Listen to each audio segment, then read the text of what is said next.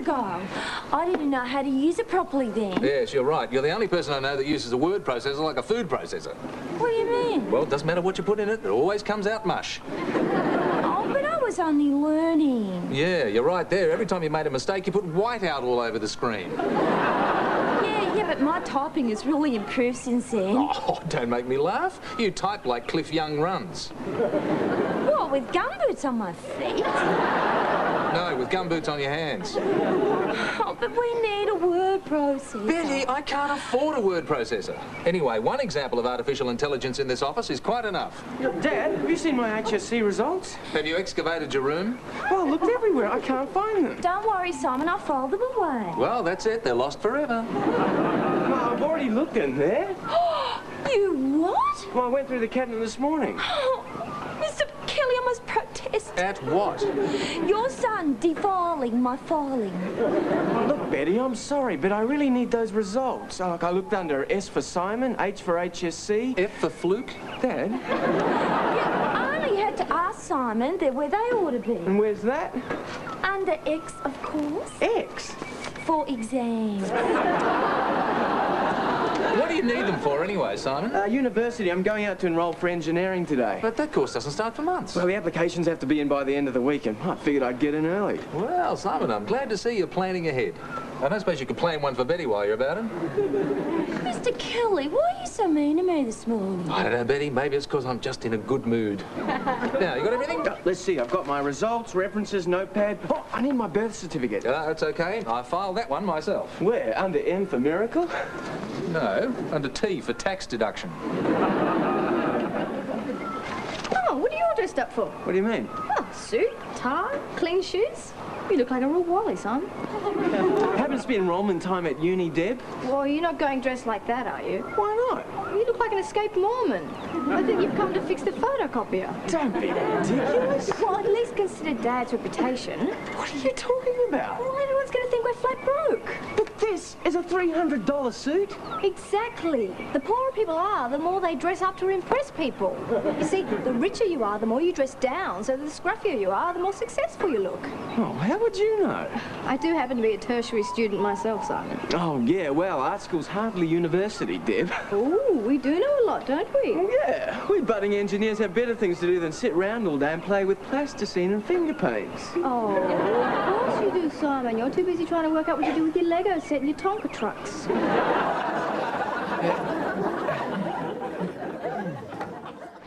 Oh, hi, Jen. It's not fair. Oh, gee. Hi, Dad. Did you have a good day? Yeah. How about you? Why does it always happen to me? Jenny, you keep stamping your foot like that, they're going to name a dance after you. The Lowdown Hoedown. Dad, am I allowed to swear? Only if you know what it means. Rats! Oh, that's a relief. Now, am I allowed to ask why you want to swear? It's Kylie, Kylie? Who Kylie? my best friend. That is my ex-best friend. Oh, I don't think I've heard of her. How long has she been your best friend? Oh, ages. Since last Tuesday. But she's not anymore. Ah, had a bit of a falling out, eh? Well, it's not fair, Dad. You know how I'm running for school captain. Yeah. Well, now Kylie's running too. Well, Jenny, that's her democratic right. I don't care. She's only standing because I am. She just wants to annoy me. Oh, I see. And why are you running? Because Rachel's running and I want to annoy her. Rachel? You know, my last best friend.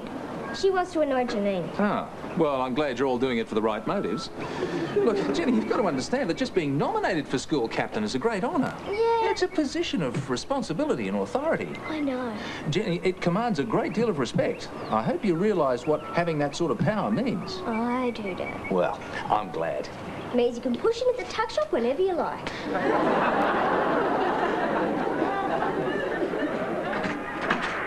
Oh, look, it's our brand new engineering student. How'd it go, Simon? Don't ask, Dad. Why? Didn't they like the suit? Oh, I think Simon's suit looks very smart. Dad, it's dangerous when your clothes look more intelligent than you do. I wasn't the only person wearing one. No? No, there were lots of us. All wandering around looking confused, going, where am I? Oh, well, at least you're enrolled now, Simon. No, I'm not. I'm not even close. What? They didn't reject you, did they? Well, how could they? They didn't even get to see me. What do you mean? Well, it took me 2 hours to find the engineering building, and then I had to wait for them to come back from lunch. And when they did, they said I was in the wrong place. But engineering's what you want to study. I know, but apparently I have to fill out all these forms at the admission block first. Well, didn't you do that? I would have if I could have found the place. I'm gonna have to go back tomorrow and start all over again. Well, couldn't you find anything? Just the canteen, and even that wasn't much fun. Why not? Well, look at me, Dad. Everyone thought I was the AMP man.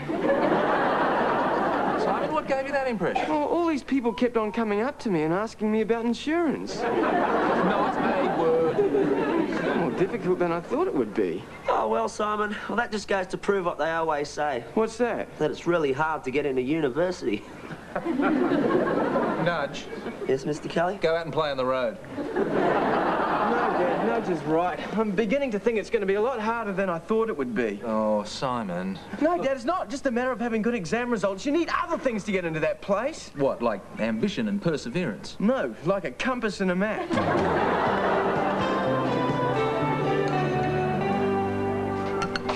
Oh, g'day, Jenny. Is Simon around? Yeah, somewhere. Oh, you're not still upset about the school elections, are you?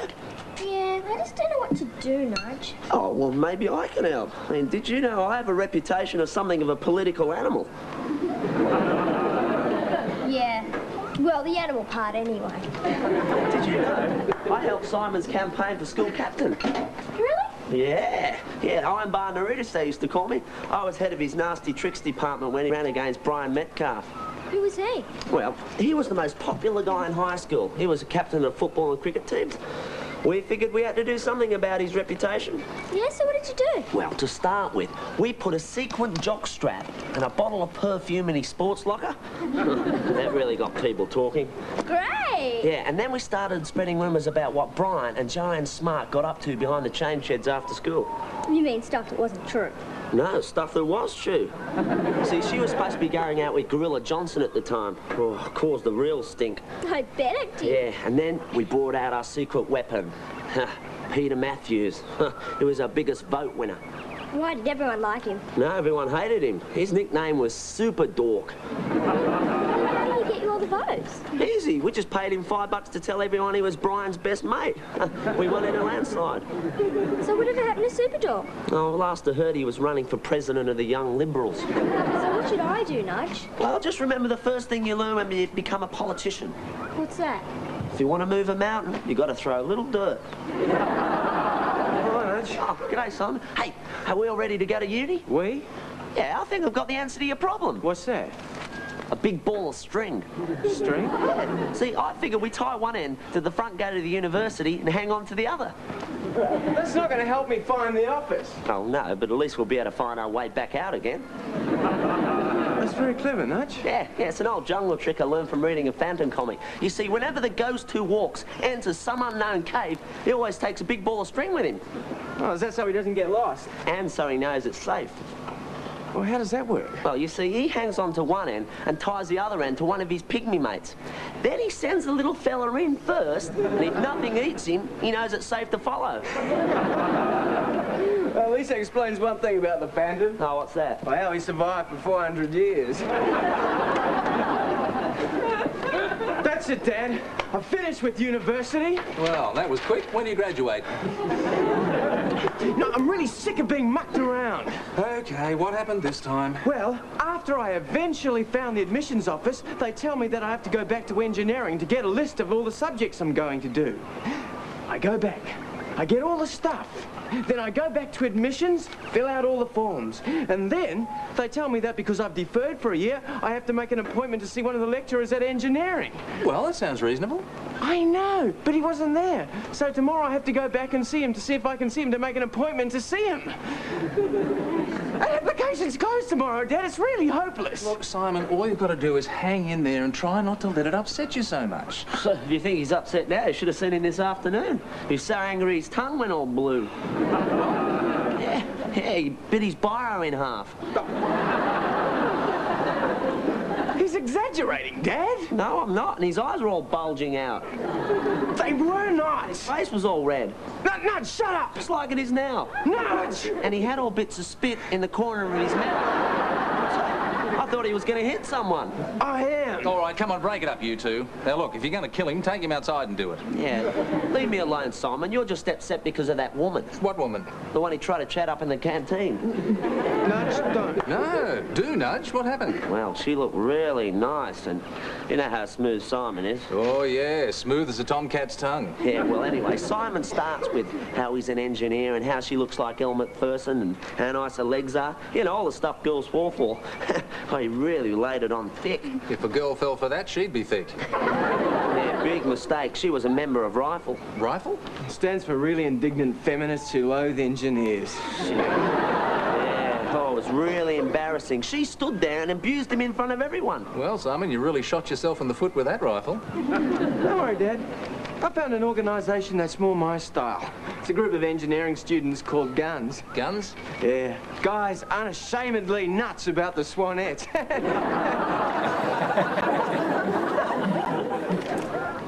Betty, have you finished that letter to Mr. Powell yet? What letter, Mr. Kelly? The letter you're typing. I want you to read it back. I want to check something. Are you sure, Mr. Kelly? I mean, it is a personal letter. What do you mean? Well, it's not polite to read other people's mail. Betty, I wrote it. If I can't read what I've written, how will I know what I've said? Well, why don't you wait until he gets the letter and then ring him up and ask him? Betty, read. Very well. Regarding our discussion of the other day, unless you are prepared to reconsider your position on the matter, I will be forced to have my staff tear your legs off and test. What? Just a minute, just a minute. What is this tear your legs off business? I didn't ask you to type that. I know, you just asked me to read out what I was typing. Well, what are you typing? A Christmas card from Jack the Ripper? Not exactly, it's... Oh, let me have a look at that. Oh, I don't believe this. Use your intestines as leg warmers? Betty, you better have a very good explanation for this. Hey, Ben, is my letter ready yet? Oh, Jenny, I don't think it's right. Your letter? Yeah. Your rip your legs off and use your intestines as leg warmers letter? Yeah, it's good, isn't it? That bit was Katie's idea. Katie? Oh, this little munchkin here. Hello, Katie. How are you? She doesn't talk much, Dad. Oh, I never would have guessed. So, what does she do? She's my running mate for school captain. I see. Now, what are you two going to do with this misguided missive? Well, we were going to give it out to all the kids who weren't going to vote for me. Sort of a business letter. A business letter? Yeah, to let them know I mean business. Jenny, you can't threaten people into voting for you. I wasn't. I was going to get Katie to do it for me. Oh, don't be silly. Who'd be frightened by a Cabbage Patch doll? Dad, she's a great little kicker. She's known as the Iron Maiden. Why? Because she doesn't have a sense of humour? No, because she's got steel toe caps and a bar of ponytails. Look, Jenny, this is getting out of hand. If you're going to stand for this election, you'll do it honestly and properly and nicely. No, that's final. No threats, no letters, no Iron Maiden. But Dad, that's what Katie does best. Oh, look, Katie, come here. Look, I'm sure you'll understand. In elections like this, you can't threaten people or frighten them into voting for you. People vote for you because they like you and because they respect your opinions. And anyway, all this talk about threats and violence and Iron Maidens and steel toe caps isn't nice, is it? You want to grow up to be a nice little lady, don't you? Yes, of course you do.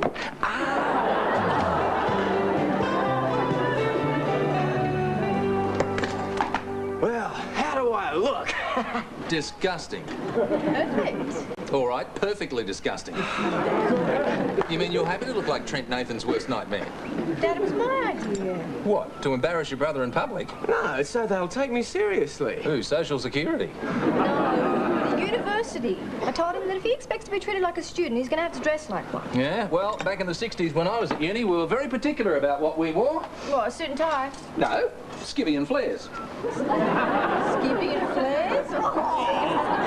I'll have you know I was very stylish. Dad, no one's ever stylish in flares. Oh, that's what everyone was wearing then. Oh, thanks, Dad. Well, this is what everyone is wearing now.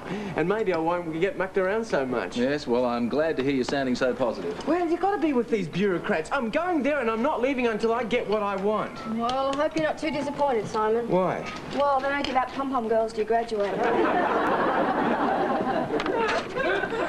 So, how do you think Jenny's elections are going to go, Miss Kelly? I don't know, Betty, but whichever way they go, she's going to be unbearable this weekend.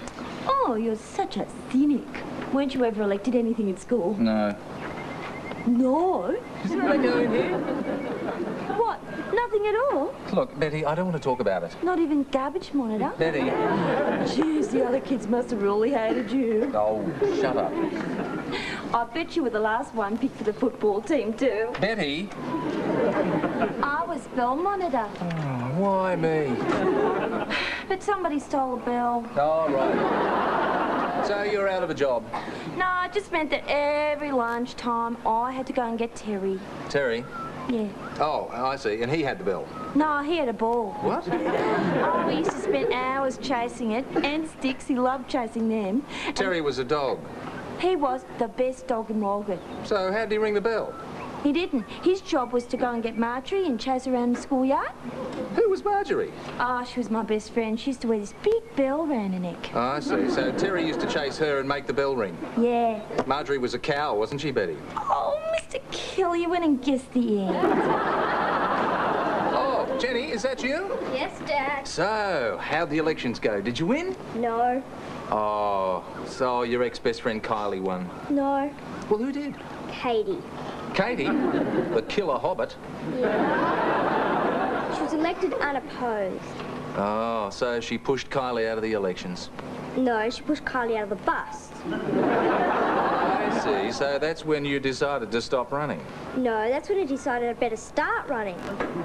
I spent the whole day hiding under the portables. Why? Well, I may be little, Dad, but I'm not stupid. I didn't want to be found head down the toilet with a shoe in my back. Jenny, have you seen Simon anywhere? No, Dad, he must still be asleep. Typical. Simon! Simon! Oh, Debbie! Nudge! Quick! What is it, Dad? What's up, Mr. Kelly? Did you see Simon last night? No. Oh, thought he must have got caught up at the university. Well, his bed hasn't been slept in. He hasn't been home all night. Dad, you don't think something's happened to him? Well, I don't know. I mean, anything could have happened. Where could he spend the entire night? In jail? Oh, well, that's all right. What? It's all here in the paper, Dad, right next to his picture. What picture? Oh, my God. Simon. Yeah, it's him, all right. Hey, that's a great headlock the policewoman's got him in, isn't it? What does it say, Dad? Oh, it says Simon was one of the students arrested at a demonstration at the university last night. Oh, wow, way to go, Simon. What's that supposed to mean? Well, he's always said he wanted to throw himself into a student life.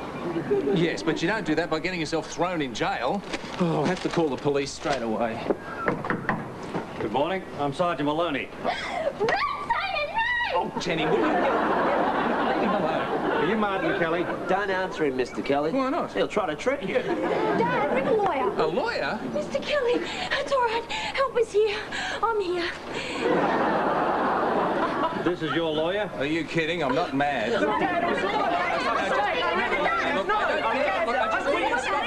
Quiet! Right.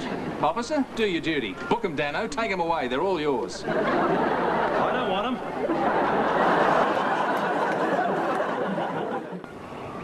So that's how it happened. You know, I was sitting in the admissions block when the students took over. It was a demonstration against fees. But why didn't you leave straight away? Well, Dad, it was the first time this week that anyone's actually made me feel welcome.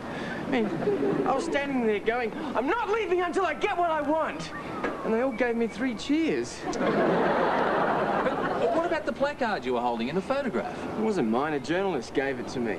What did he do that for? Well, he said he wanted to create a little atmosphere, and the next thing I know, someone grabs me around the neck, a flash goes off, and I'm thrown in the back of a paddy wagon with a whole group of people singing, "We Shall Overcome."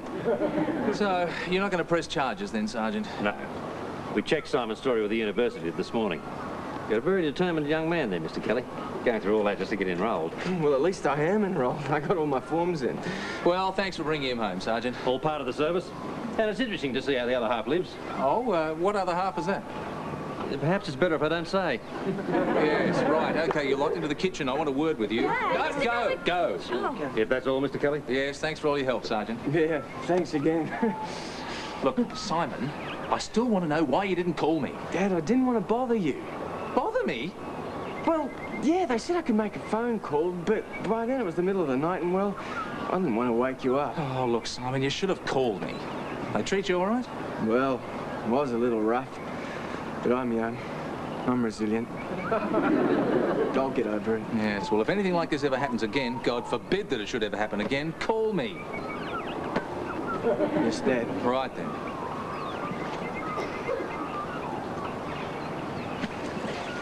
Julie, did you forget something? I just wanted to thank you for last night. Well, it was a bit rough, but I'm young, I'm resilient. It was wonderful. Yeah?